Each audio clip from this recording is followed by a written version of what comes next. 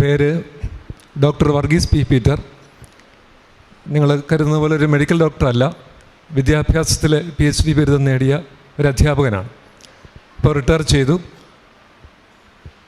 എൻ്റെ സ്വദേശം തിരുവല്ലയിലെ ഇരുവിപേരൂർ എന്ന് പറയുന്ന സ്ഥലമാണ്. ഞാനും തിരുവല്ല മലങ്കര കത്തോലിക്ക സഭയുടെ തിരുവല്ല അതിരൂപതയിലെ ഇരുവിപേരൂർ ഇടവക അംഗമാണ്. 2019 ഡിസംബർ 28 ഇവിടെ ആദ്യമായി ഉടമ്പടി എടുക്കുന്നത്. ഈ ഉടമ്പടിയിലേക്ക് എന്നെ നയിച്ച അല്പസംഭവങ്ങൾ വിവരിച്ചാൽ മാത്രമേ അതിൻ്റെ തീവ്രത എനിക്ക് പോലും അറിയാൻ കഴിയുകയുള്ളൂ. ആദ്യമേ തന്നെ ഞാൻ പറയട്ടെ, ഞാൻ അധ്യാപക വൃത്തിയിൽ കടക്കുമ്പോൾ ഇവിടെ അടുത്ത് ചേർത്തലയിലെ തിരുവിഴ എന്ന് പറയുന്ന സ്ഥലത്തിനടുത്തുള്ള ഒരു ഗവൺമെൻറ് സ്കൂളിലാണ് ജോലി പ്രവേശിച്ചത്. അതിനുശേഷം നിരീശ്വരവാദ പ്രസ്ഥാനവുമായി ബന്ധപ്പെട്ട സംഘടനകളിലെ ഏറ്റവും സജീവ പ്രവർത്തകനായിരുന്നു. ഇവിടെ കലവൂര് ഒരു തിയേറ്റർ ഉണ്ടായിരുന്നു. ആ തിയേറ്ററിലെ പഴയ ഒരു പ്രസിദ്ധമായ നാടകമാണ് ക്രിസ്തുവിൻ്റെ 6-ാം തിരുമുറിവ്. ഇത് കാണുന്നതിന് വേണ്ടി ഞങ്ങൾ സംഘടിതമായി വന്ന് ഇവിടെ കണ്ട് മടങ്ങിപ്പോവുക, പിന്നീട് ഇത്തരം സംഘടനാ പ്രവർത്തനങ്ങൾ സജീവമായി നിലനിൽക്കുക എന്നുള്ളതായിരുന്നു എൻ്റെ സ്ഥിതി. ഇത് ഏകദേശം 1985 ആ സമയത്ത് 87 എനിക്ക് വിവാഹാലോചന വന്നു. എൻ്റെ വിവാഹ പങ്കാളിയായി വന്ന ആൾ എൻ്റെ വിപരീത സ്വഭാവക്കാരിയായിരുന്നു. പൂർണ്ണമായ ദൈവഭക്തിയുള്ള ഒരു വനിതയായിരുന്നു. അവൾ പ്രാർത്ഥിക്കും, ഞാൻ പ്രാർത്ഥനയിൽ പങ്കുകൊള്ളും, പക്ഷേ എൻ്റെ ഉള്ളിലൊരു കഴമ്പുമില്ല. വളരെ ആഴത്തുള്ള പ്രാർത്ഥനക്കാരിയാണ് അവൾ. മിക്കവാറും എല്ലാ യാമങ്ങളിലും പ്രാർത്ഥിക്കുമായിരുന്നു. അധ്യാപിക കൂടിയാണ്. രാത്രിയിലൊക്കെ തീവ്രമായ പ്രാർത്ഥനയാണ്. ജപമാലയൊക്കെ ഏറ്റവും ഭംഗിയായി ചൊല്ലുന്നയാളാണ്. പക്ഷേ ഞാനിതൊക്കെ ഒരു നിരീശ്വരവാദി എങ്ങനെയായിരിക്കും ഒരു കാര്യത്തെ സമീപിക്കുക, ആ ഒരു ശൈലിയായിരുന്നു എൻ്റേത്. പക്ഷേ അവൾ എനിക്ക് വേണ്ടി പ്രാർത്ഥിക്കുന്നുണ്ടായിരുന്നു. അപ്പോൾ ഞാൻ സാധാരണ ഒരു അധ്യാപകനായിട്ട് കയറിയെങ്കിലും പിന്നീട് എനിക്ക് തുടർ പഠനങ്ങളൊക്കെ പലതും നടത്തി. ഈ പഠനങ്ങളൊക്കെ നല്ല വിജയം കൈവരിക്കാനായിട്ട് കഴിഞ്ഞു. ഏകദേശം 2013 എനിക്ക് ഡോക്ടറേറ്റ് ബിരുദം കിട്ടി. അതും എൻ്റെ ഭാര്യയുടെ ശ്രമമാണ്. കാര്യം ഭയങ്കര പ്രാർത്ഥനയാണ്. എനിക്ക് വലിയ വിശ്വാസമില്ല. പക്ഷേ എന്നിട്ട് പോലും എനിക്ക് തീവ്രമായൊരു വിശ്വാസത്തിലേക്ക് കടന്നു വരാനായിട്ട് എപ്പോഴും തോന്നിയില്ല. 2014 തന്നെ എനിക്ക് സംസ്ഥാന അധ്യാപക അവാർഡും അതേ വർഷം തന്നെ ദേശീയ അധ്യാപക അവാർഡും ലഭിച്ചു.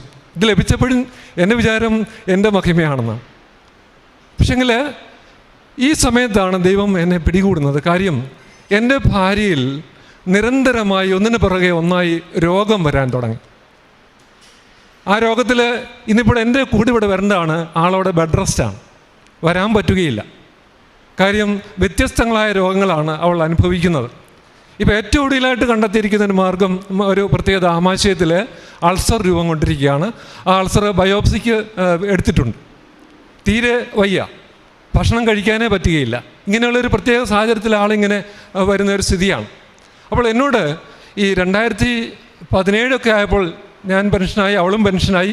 ആ സമയത്ത് എന്നോട് ചോദിച്ചു, കൃപാസനത്തെ പറ്റി ഞാൻ യൂട്യൂബിലൊക്കെ കേൾക്കുന്നുണ്ട്, നമുക്കവിടെ പോയി ഒരു ഉടമ്പടി വെച്ചാൽ എന്താണ് എന്ന്.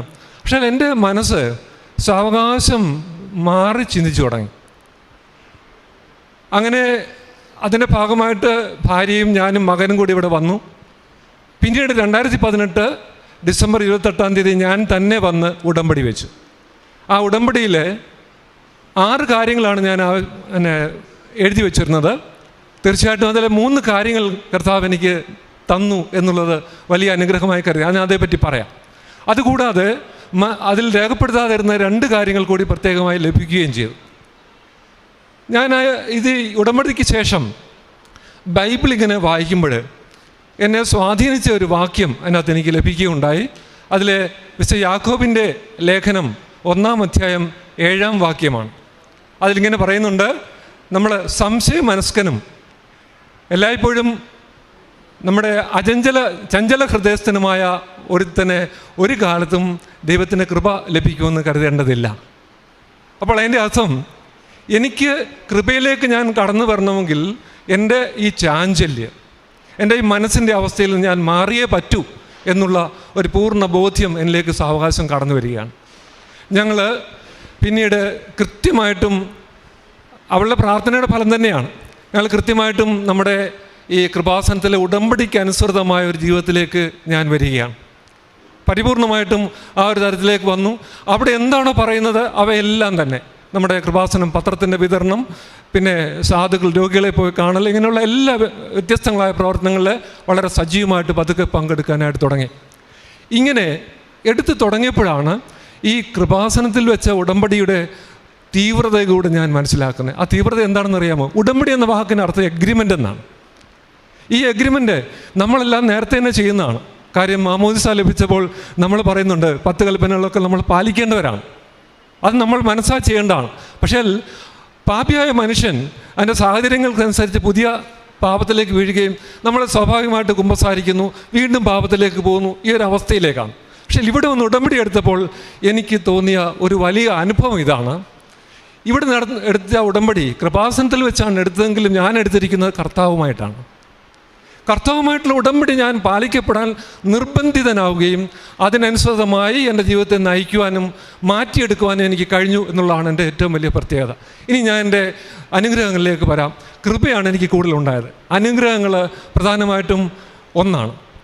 അതിലൊന്ന്, എൻ്റെ മകനും മരുമകളും ഇംഗ്ലണ്ടിലെ ലെസ്റ്ററിലെ, അവൾ നേഴ്സാണ്. അവന് PR കിട്ടിയിരുന്നുകൊണ്ട് മകൻ സഹിതം, അവൻ്റെ കുഞ്ഞു സഹിതം അവിടേക്ക് ചെന്നു. അപ്പോൾ ആ സമയത്ത് നിങ്ങൾക്കറിയാം 2020 ഒക്കെ ആയപ്പോഴത്തേക്ക് കോവിഡ് വ്യാപകമായി. അപ്പോൾ ഇവന് ഒരു സ്ഥിരം ജോലിക്ക് വേണ്ടി ശ്രമിക്കുന്നുണ്ടായിരുന്നു. പക്ഷേ ആ തിരക്കിനിടയിൽ അത് കിട്ടുമെന്ന് തോന്നിയില്ല.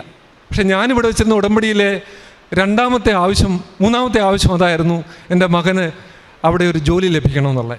എൻ്റെ സഹോദരങ്ങളെ, ഏതാണ്ട് ആ കോവിഡിൻ്റെ കാലഘട്ടത്തിൽ തന്നെ അവിടുത്തെ ഒരു MNC, ഒരു മൾട്ടിനാഷണൽ കമ്പനി അവനെ ജോലിക്ക് വിളിക്കുകയും ആ ജോലിയിൽ അവനെ സാവകാശം സ്ഥിരപ്പെടുത്തുകയും ചെയ്തു.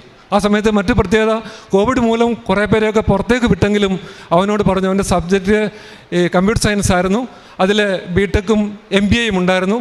പിന്നെ അതിൽ എക്സ്പെർട്ടായിരുന്നുകൊണ്ട് അവർ പുറത്തു വിടാതെ തുടർന്നോളാൻ പറഞ്ഞു. ഇപ്പോൾ സ്ഥിരപ്പെടുത്തുകയും ചെയ്തിരിക്കുകയാണ്. അതാണ് എനിക്ക് ലഭിച്ച ആദ്യത്തെ അനുഗ്രഹം. രണ്ടാമത്തെ വലിയൊരു പ്രത്യേകത, അവൻ എന്നോട് പറഞ്ഞു, അച്ഛാ, ഞങ്ങൾക്ക് നല്ല രീതിയിൽ ഹോസ്പിറ്റലിനടുത്ത് താമസിക്കാൻ ഒരു സ്ഥലം കിട്ടുന്നില്ല, എന്താണ് ചെയ്യേണ്ടതെന്ന് പറഞ്ഞു. ഞാനപ്പോൾ പറഞ്ഞു, മോനെ, നീ ഒരു കാര്യം ചെയ്യ്, കൃപാസനത്തിൻ്റെ ലൈറ്റ് കാൻഡിൽ എന്ന് പറയുന്ന ഒരു നല്ല സമീപന രീതിയുണ്ട്, നിനക്കത് ചെയ്യാൻ പറ്റും. ഞാൻ അവന് വിശദീകരണം കൊടുത്തു. അവൻ ലൈറ്റ് കാൻഡിൽ വെച്ചിട്ട് 10ാം ദിവസമായപ്പോൾ അവന് താമസിക്കാൻ പര്യാപ്തമായ ഒരു വീടും സൗകര്യം കൂടെ ഹോസ്പിറ്റലിനടുത്ത് തന്നെ കിട്ടി. ഇതാണ് രണ്ടാമത് ലഭിച്ചവ. ഇനി ചില കൃപകളാണ് ഇതിലേക്കുണ്ടായത്. ആ കൃപ എന്ന് പറയുന്നത്, ഒന്ന്, ഞാൻ നിങ്ങളോട് പറഞ്ഞ എൻ്റെ കൂട്ടത്തിൽ ഈ നിരീശ്വരവാദത്തിലൊക്കെ നിന്നുകൊണ്ട് ഇൻ്റർനെറ്റൊക്കെ ഞാൻ ഏറ്റവും അധികം ദുരുപയോഗം ചെയ്ത വ്യക്തിയാണ്. അപ്പോൾ ഇൻ്റർനെറ്റിൻ്റെ ദുരുപയോഗം വളരെ ശക്തമായതുകൊണ്ട് അതിൽ കാണുന്ന പ്രത്യേകതകളെപ്പറ്റി നാം പ്രത്യേകം പറയേണ്ടതില്ല. അവയെല്ലാം ശക്തമായിട്ട് കാണുകയും ഭാര്യ ചിലപ്പോൾ കണ്ടുപിടിച്ചിട്ടുണ്ട്. അപ്പോൾ എന്നോട് വന്ന് സങ്കടപ്പെട്ടിട്ടുണ്ട്. അപ്പോൾ ഈ ഉടമ്പടി വെച്ച ശേഷം ഞാനെടുത്ത തീരുമാനം, ഇനി അത് പാടില്ല. സത്യമായിട്ട് പറയട്ടെ, അന്ന് ഉടമ്പടി വെച്ച ശേഷം ഇപ്പോൾ വരെയും ഈ ദുരുപയോഗത്തെ പരിപൂർണമായിട്ട് എന്നിൽ മാറ്റുന്നുള്ള കൃപ കർത്താവ് എനിക്ക് തന്നു.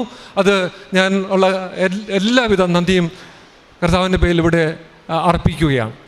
മാത്രമല്ല, ഞാനും ഭാര്യയും കൂടെ ചേർന്ന് ഞങ്ങൾ ദൈവവചന പ്രഘോഷണത്തിനായി ഒരു വീഡിയോ ചാനൽ പോലും തുടങ്ങാൻ ഞങ്ങൾക്ക് പറ്റിയിട്ടുണ്ട്. ഹിസ് വോയിസ് എന്നാണ് ആ ചാനലിൻ്റെ പേര്. ഇന്നിപ്പോൾ 25ാമത്തെ എപ്പിസോഡ് ഈ ബുധനാഴ്ച ഞങ്ങൾ അപ്ലോഡ് ചെയ്യുന്നതാണ്. ഏറ്റവും മനോഹരമായി ഈ കാര്യങ്ങൾ ചെയ്യുവാൻ, എന്ന് പറഞ്ഞാൽ ഇൻ്റർനെറ്റിനെ ഏറ്റവും പോസിറ്റീവായി യൂസ് ചെയ്യുവാനായിട്ട് ഞങ്ങൾക്ക് കഴിഞ്ഞു എന്നുള്ളതാണ് ഞങ്ങളുടെ മറ്റൊരു വലിയ പ്രത്യേകത.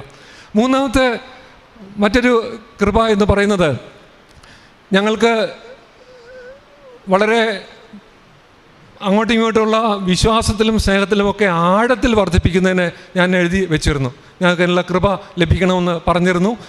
തീർച്ചയായിട്ടും ഞങ്ങളുടെ ഭാര്യാഭർത്തൃ ബന്ധം ഏറ്റവും ആഴത്തിലേക്ക് വരുന്നതിനും ഇപ്പോൾ തീവ്രമായ സ്നേഹം, എനിക്ക് വന്നത് വിവാഹം കഴിച്ചപ്പോഴല്ല ഞങ്ങൾക്ക് ഈ സ്നേഹത്തിൻ്റെ ആഴം വന്നത്, ഇപ്പോഴാണ്.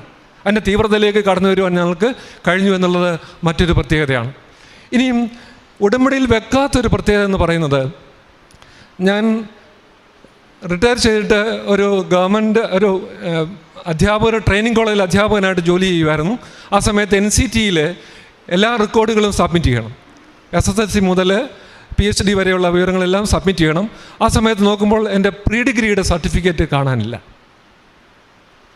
ഇത് കാണാതാവുന്നത് ഒരു 2015-ലാണ്. എവിടെയെല്ലാം അന്വേഷിക്കാമോ അവിടെ മുഴുവൻ അന്വേഷിക്കുന്നുണ്ട്, പക്ഷേ എൻ്റെ സർട്ടിഫിക്കറ്റ് ഇല്ല. ഞാൻ പിന്നീട് ഇവിടെ വന്ന് ഉടമ്പടിയിൽ വെച്ചതുമില്ല.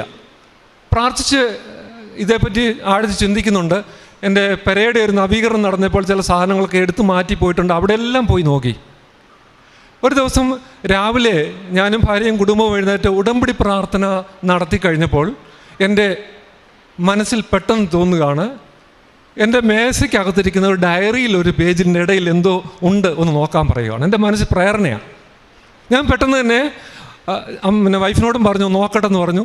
കൃത്യമായിട്ടും സഹോദരങ്ങളെ, ഞാൻ ചെന്ന് ഡയറി തുറന്നു നോക്കുമ്പോൾ എൻ്റെ പ്രീ ഡിഗ്രിയുടെ സർട്ടിഫിക്കറ്റ് മടക്കി അതിൻ്റെ മടക്കിലിരിപ്പുണ്ട്. അത് വളരെ ദൈവാനുഗ്രഹമായി ഞാൻ കരുതുകയാണ്. എൻ്റെ മാറ്റത്തിന്, ഈ ചഞ്ചല അവസ്ഥയും എൻ്റെ മാനസിക സ്ഥിതിയുടെ ഒരു സ്ഥിരതയുമൊക്കെ വന്നപ്പോൾ ദൈവം കൊടുത്ത വലിയ കൃപയായിട്ട് തന്നെ ഞാൻ കരുതുകയാണ്. അതുകൊണ്ട് അവ എനിക്ക് കൊടുത്ത് എൻ്റെ കാര്യങ്ങളെ മെച്ചപ്പെടുത്തുവാൻ എനിക്ക് കഴിഞ്ഞു എന്ന് ഞാൻ കരുതുന്നു. മറ്റൊരു വലിയ പ്രത്യേകത നമ്മുടെ തൈലമാണ്. എൻ്റെ വൈഫ് നടക്കുന്ന അവസ്ഥയിൽ കാലൊന്നിടറിയിരുന്നു. അപ്പം കാലിൻ്റെ കുഴയ്ക്ക് നീർക്കോളായി മാറുമെന്നൊക്കെ ഞങ്ങൾ പറഞ്ഞു, പക്ഷേ മാറ്റം വന്നില്ല.